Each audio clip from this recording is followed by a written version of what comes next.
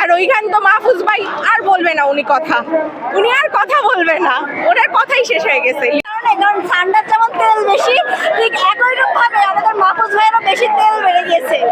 সান্ডা মিন্ডি হচ্ছে যে একটা মরুভূমির প্রাণী, এটা মরুভূমির প্রাণী, কিন্তু হচ্ছে যে আমাদের যে মাহফুজ ভাই উনি যে কাজগুলি করতেছে লিটারালি, উনি সামান্য একটা বোতল পানি নিয়ে সে কোথায় যাচ্ছে, সে যাচ্ছে যে হসপিটালে সিটি স্ক্যান করাতে। এটা কোনো কথা? সামান্য বোতল পানি নিয়ে ওইখানে আমাদের ভাইয়েরা বোনেরা টিয়ার শেল খাইছে, এরপর হচ্ছে যে ওনার টিয়ার শেল খাইছে, তারপর পুলিশের লাঠি চার্জ করছে, পুলিশ গরম পানি ফালাইছে, কেউ তো জানে সিটি স্ক্যান করতে, তারা আরো গুরুতরভাবে আহত। তারা তো ওনার মতো সামান্য বোতল পানি নিয়ে যায় না, অনেকে ইট পাটকেলেরও ছোড়া খাইছে। একজন ভাই দেখলাম ওনার দাড়ি ফেটে গেছে, উনি তারপরও আবার আসছে। প্রথম দিন ওনার দাড়ি ফাটছে, হ্যাঁ।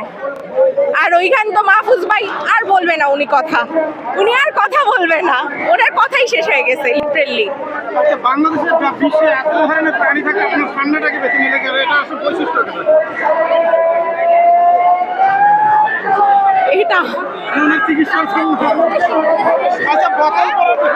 আচ্ছা, আপনার কাছে আমরা জানতে চাচ্ছি, সামান্য একটা বোতলের আঘাতে সে আছে মূর্ছা চলে গিয়েছে, আর এতই গায়ে তেল সে আর কথাই বলতে ইচ্ছুক নাই আমাদের সাথে। এই জন্য আমরা তাকে সামনের সাথে রওনা করছি। মাথায় বোতল পড়ার কারণে নাকি এমআরআই করতে আমরা শুনলাম। জি জি, বোতল পড়া থেকে আসলে এমআরআই করতে হয়, সেটা তো আপনারা মিডিয়া আপনারাই ভালো বলতে পারবেন যে আসলে একটা বোতলে মাথার কি পরিমাণ ক্ষতি হতে পারে। সেই বোতলে পানি পর্যন্ত ছিল না, তার ওয়েট কতটুকু হতে পারে আপনারা একটু ভেবে দেখুন। সেই বোতলের আঘাতে সে সিটি স্ক্যান করে ফেলছে, তাহলে তার সিটি স্ক্যানে কি বার হয়েছে? বুম, হ্যাঁ, কি বার হয়েছে তার সিটি স্ক্যানে? সামান্য একটা বোতলের আঘাতে সে সিটি স্ক্যান করতে চলে যায়। তাহলে এই যে জগন্নাথের অধিকাংশ স্টুডেন্ট যারা হচ্ছে আহত হয়েছে, তাদের কি হয়েছে? তারা সিটি স্ক্যান